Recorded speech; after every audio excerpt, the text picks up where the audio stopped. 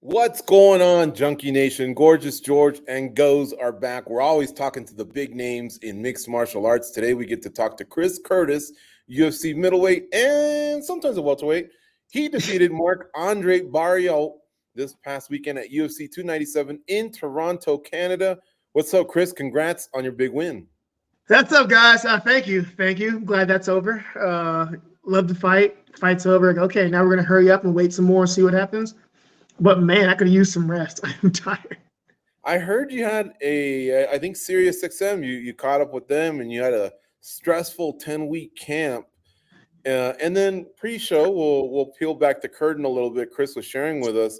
Some of it had to do with just you were ill on fight week, so much that a veteran manager, Jason House, wanted to explore the possibility of pulling you. I mean, usually, veteran fighters, veteran managers aren't going that route. This one must have been pretty bad.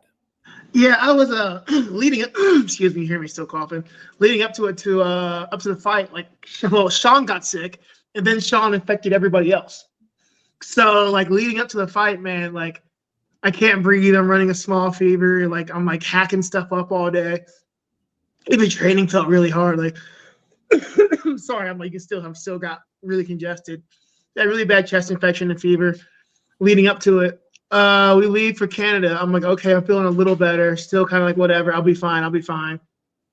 Fight week, I was really sick on fight week. I remember doing my last spar on Tuesday, and I'm man, my lungs are on fire. I think as I get older, I just get more and more chest issues after I fight and around fight time.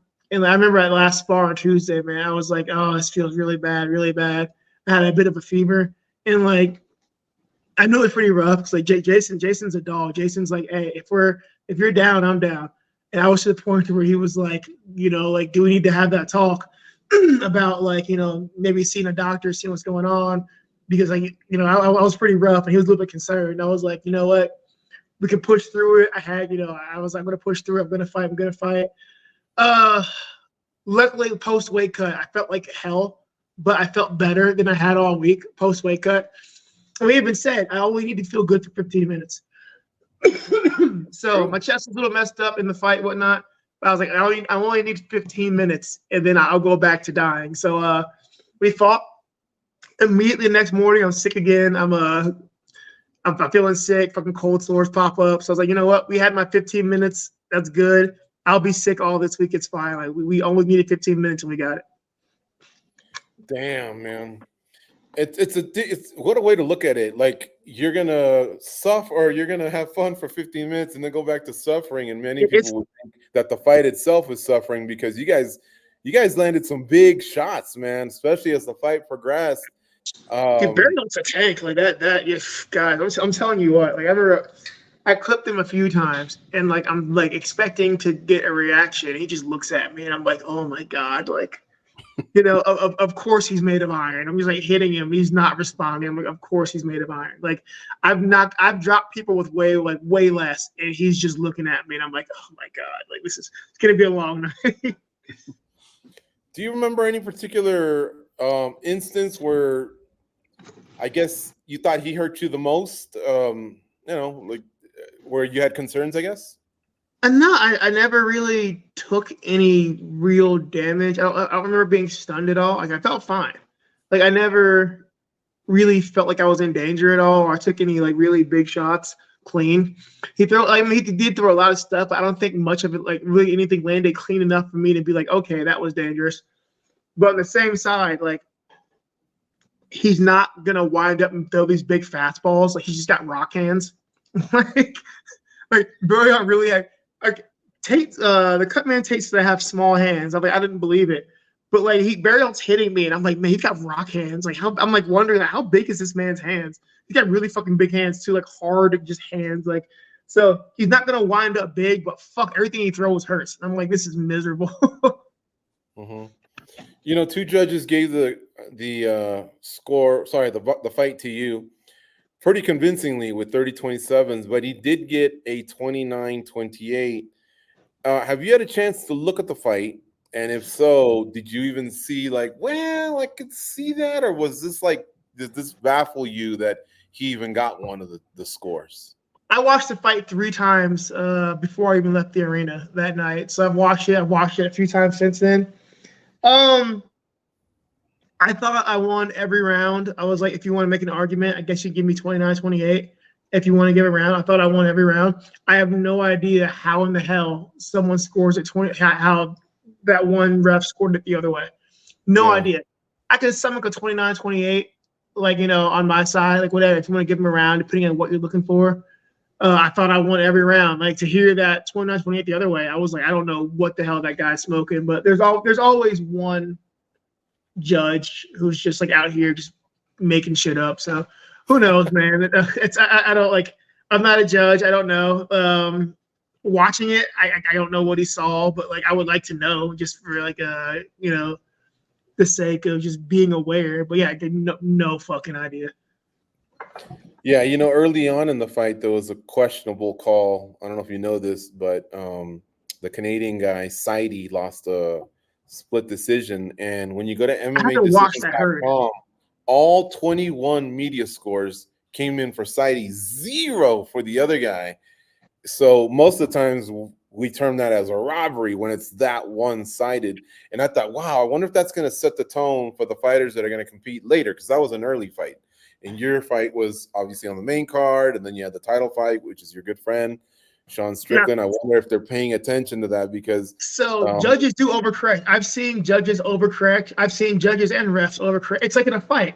If a ref stops something too early, every time in a fight, watch a show. If you see a ref stop a fight too earlier in the show, at least 2 guys in that show next are going to be beaten to death before they stop it because you're overcorrected. It happens every time. Like, I always laugh. You see an early fight get stopped way too early, and it's like questionable. So judges like, okay, maybe I'm being too safe. I'm going to let it go. A ref will do that.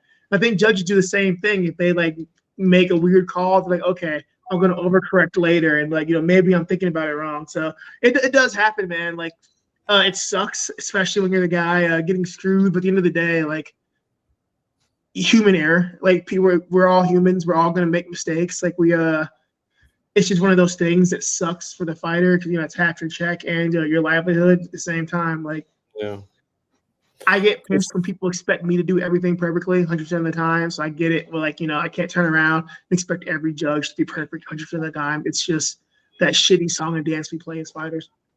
Yeah, Chris Curtis, our guest here on MMA Junkie Radio. He's coming off a big win over Marc-Andre Barriault. Out in Toronto, Canada. Man, USA did very well. USA men did very well against the Canadian men. All right, Goes, what do you have for Action Man? So Chris, in all the times that we've spoken to you, I don't think I've ever brought up the belt to you. And I don't know that I've really even heard you speak too much about the belt. We're always talking about what's in front of you, and then maybe we go one step further, what's next. But I know you're kind of like contemplating things as far as 170, middleweight, all that. The belt, what does that play a role in your life? Like, does it play a role at all? Is it something that you've always wanted, or is it more about like financial stability, life with the family? What are your like long-term goals? Belts are weird, man. So belts are weird. When I was young, I was all about all belts. Like I think like I had like 7 belts as a pro at one point. And I think from that part of my life, I realized the only thing, I don't know, belts are weird, man. Like I don't put as much into them as I used to. Like there's a prestige that comes with it. But at the end of the day, like I promise you, I could go win a UFC belt tomorrow and I'm going to be the exact same person. Because I go have a perfect performance. I can go win a belt tomorrow. I'm gonna go tear my performance down, and like 2 weeks later in the gym, I'm gonna be thinking I suck, whatnot. So I don't think it changes anything for me. It's honestly more so than anything, it's a financial security that comes with it. And even without having a belt, I put myself in a situation for the first time ever in my life. Like I am fucking great. Like I could not work for the next 5 years and still be totally fine. So I've done well for myself. So I don't really think about belts too much. Like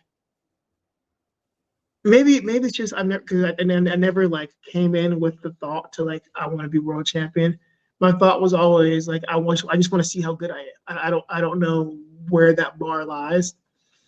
And I just never said it as like, oh, I want to be the champ. Like, no, I just want to see how good. Because champs lose too. Like, it happens all the time. So like, I think my goal has just been, I just want to see like where I am. Like, if I can be a champ, cool.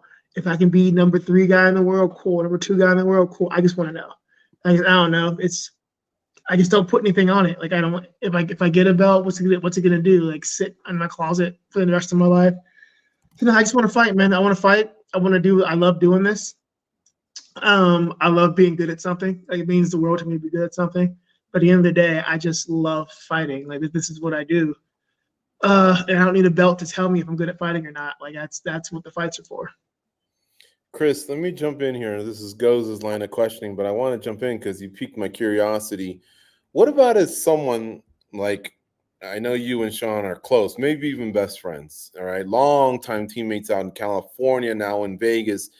He also kind of has similar sentiments to you. Like, it didn't seem to matter to him too much being number 1. But what about you observing him and seeing his life change? Did any of that ever register with you? Like, that looks like a fun life. Like, he's kind of doing a lot of things that, we weren't able to do a few years ago. Like, what about from that point of view? Outside from the financials, let me tell you this. Being in Toronto, it was crazy to see the amount of love that Strickland got from the fans. And like how, especially knowing Strickland from before to now, how much the script has flipped and like how much everybody loves him. It's cool to see. At the exact same time, this fight week made me realize I never want that for myself. Like, absolutely not. Like, it is. I am not that person. I thought I would be. I do like attention, but I like very select attention and like very curated attention. It's too much for me, man. Like, we're at fucking press conference and people are talking and people are like cheering for Sean. Sean, we love you. Whatever. I'm sitting next to Neil Magny. I'm saying whatever, listening to people talk. And then someone in the crowd goes, Strickland, tell me what to think. And I'm like, what is that? Like, I've never heard someone say that. And it's insane. Like, the level of like fervor is the only word to use. And it's just like getting off the bus and like him getting swarmed, walking down the street, people being swarmed.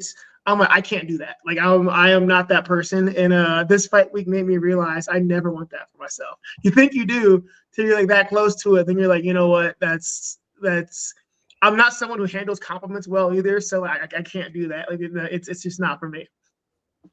Okay. Chris, you so you had mentioned about the belt that you just kind of want to find out how good you are.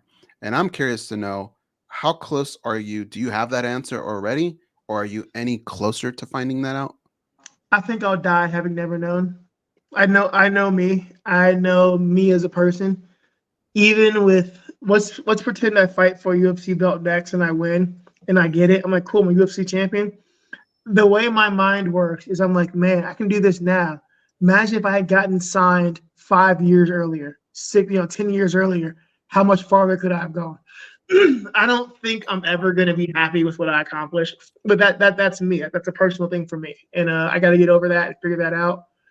But no, I don't think I'll ever know, because no matter what I accomplish, I'm always going to wonder about the intangibles and what could have happened if this variable was different or if this variable was different. It's just my personality. It's who I am.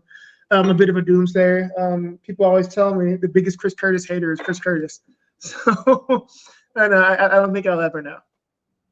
What's the biggest difference? Because I know that you're constantly trying to make adjustments in the fight game, the way you approach it and all that. But I want to know, Chris Curtis as the man, as a father, what's been like the biggest adjustment that you've made on that side? Like with the social media thing, pulling away, a big thing for me is real. I have identified solely as Chris Curtis, primarily as Chris Curtis, the fighter, for the last 13, 14 years, like whatever since I started this. And like it's what I put all my energy and points into, even to detriment of other things in my life. Like I've always been like, I'm Chris the fighter, Chris the fighter, Chris the fighter. You know, I'm defined by my ability to perform and fight. And now, you know, I got 2 kids, a 16-year-old and a 3-month-old. I'm 36. I'm towards the end of my end of my career in this. you're starting to realize, like, man, it's a really unhealthy way to exist. Like, who am I outside of fighting? Because I've got a handful more years left in this, and I'm like, what do I do when I'm done?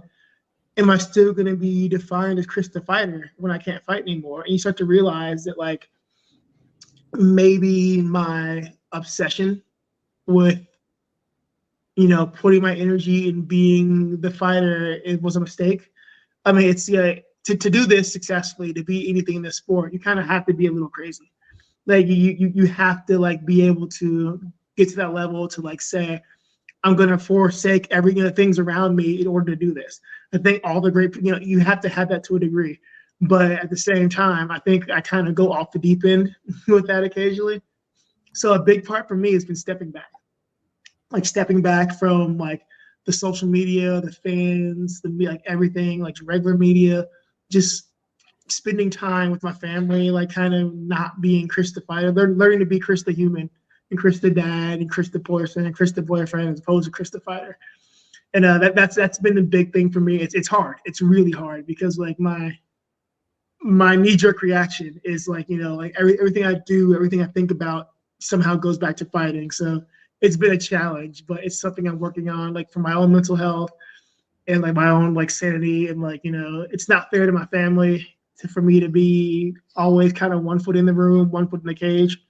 So that's been an interesting, a very challenging change these last camp.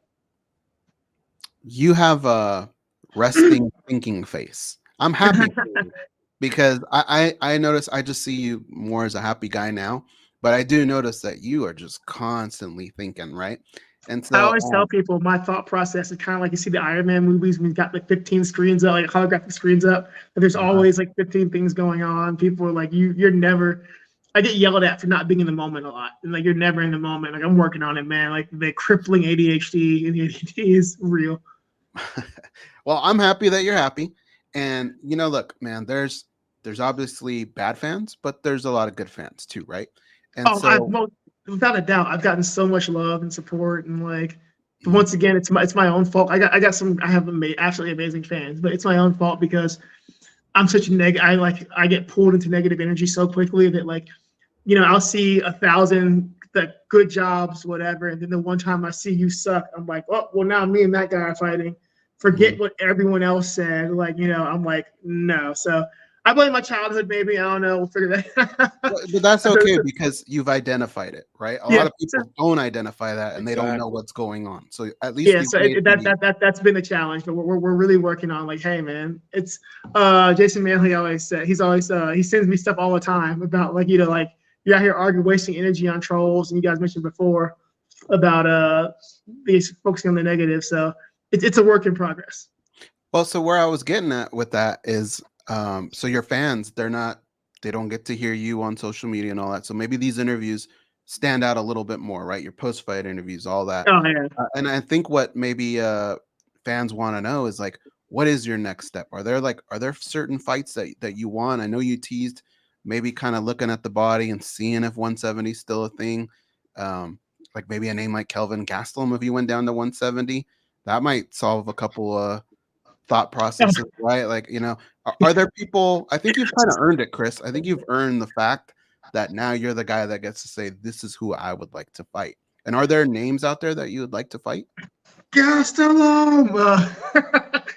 I don't know, man. Like I said, I think next week we're going to go meet with the dietitians, get my body scans done, see what everybody thinks about my weight and whatnot. I haven't made 170 in 3 years, so it'll be interesting to see what they say. I don't know if I can do that yet. But even at 85, they're still, like, I don't even know who's in the division, really. Like, there's, like, Paul Craig's, like, right above me, whatever. Regardless, I don't really care who. I just want to fight. Like, guys, so everyone hates the Apex, right? I like the Apex. I have no issue with the Apex. I've fought everyone you've asked me to fight. Like, I've done well in most of them. Like, let me main event an Apex card. I'm totally happy. Let me main event an Apex card. Honestly, people will say excuses and whatnot. I promise you, give me a 5-round fight. Let me show you something great. Like, my biggest weakness is that, like, I'm so geared towards 5-round fights that, like, 3-round fights are kind of hard for me to adjust to. Give me a 5-round fight. I don't care with who. Give me a 5-round fight, and I'll show you something magical. 5 rounds, regardless of whether it's 170 or 185. Give me a 5-round fight. I don't care like who, I don't care when. Give me a 5-round fight, and I'll show you something special. Got it. All right. Let me ask you a couple quick ones on the way out here. What does the 16-year-old think of dad's career? I mean, it must be pretty cool. You know, a lot of times kids are too small to enjoy the career of what the dad or mom did when they're athletes. What about the 16-year-old, man? Like, It's you would think it would be cool. He's so indifferent about it. Like he is so indifferent about my fighting. But then again, I've been fighting since my first amateur MMA fight he was like 3 weeks old. So he's been exposed to it his entire life. So it's kind of like whatever. It's only cool for him, like when school starts, he's in like a new class, whatever. He gets to flex on people. Like he'll FaceTime me at school or tell them who you are or tell his teachers. So it's a fun flex for him, like around his friends when like school starts. But outside of that, he is entirely unconcerned about my fighting. Like just indifferent. He's like, all right, cool. Let's go do something else, or like doesn't care at all. It's hilarious. I'm like, I would have been like, oh, my dad's a fighter. He does not care at all. But he watches the fights, though, right? At least he'll watch, yeah. Okay. Yeah, he'll watch. He'll tune in, and then like he's 16. He's too cool to like be concerned. But his mom will be like, no, he was worried. But his mom will rat him out. But he's just so he just doesn't care. He's got his own life. He's like, whatever, cool, dad. You can do that for forever. I don't care. I don't know if you know this, but you were a lot of people's sure shot, the lock of the week. I don't know if you follow that at all, but a lot of people kept saying that up before. A lot of people kept saying, you know, like if let's say they bet one unit on this, 1 unit on that, but give me 2 units on Curtis. And I follow this a lot of these people. I gamble myself, and a lot of people had you. So I can only imagine the collective relief when there was a split decision, because I think everyone thought like, okay, just like we thought it would play out, you know, and then all of a sudden there was another score. But did you know you were like a lot of people's big play this week? No, so once again, I have to like I started poking around the betting stuff. And then my lady was like, hey, this counts as social media, and like stop doing this. So I had to stop looking. But it seemed like, I don't know, it seemed like there were some like Chris's and Curtis sucks. And that's when I started going in the rabbit hole. She's like, get off of that, like stop looking. So I really wasn't following too much. But man, you guys are brave. Like I've been a lock of the week before and just dropped the ball. And I'm like, man, fighting's weird to where like I would never bet on fighters. Never. Oh my God, you guys are fucking brave. I would absolutely never bet on myself. They're like, why? Like, dude, I have shit the bed in the past. Like, I didn't see that coming. Like, all right. So this is a weird sport to be betting on. Like, geez, like, don't even tell me I'm somebody's lock of the week. Like, bro, like, just keep that shit to yourself. All right, here's my last question. Now, it'll take me a little bit to get out, so hopefully you can follow. But when you came back to the UFC, it was, I'm just going to round it out. It was November of 2021. But from November of 2021 to December of 2022, about 13 months, so a whole year and another month, you fought 5 times. You had 4 W's and 2 bonuses. That means you got show and win times 4, meaning 8 checks plus the 2 bonuses. That's 10 checks. And now if we look at the last 11 months since then, since the Buckley fight, there was the loss to Gaston. Sorry to bring it up. The Imavov fight, which was the no contest. And now we get to Marc-Andre Barriault. That's only 2 paychecks in the last 11 months. Talk about that part of the game where, like, you know, like, are you a good saver and saver money? And like, well, that must have been a huge relief, you know, to go from 10 checks over 11 months to 2 checks over 11 months, the next 11 months. You would think that, but I don't think people realize. So it's funny. Like, I've had people argue with me, like, you only make like 20,000. I'm like, I don't think people realize what I get paid.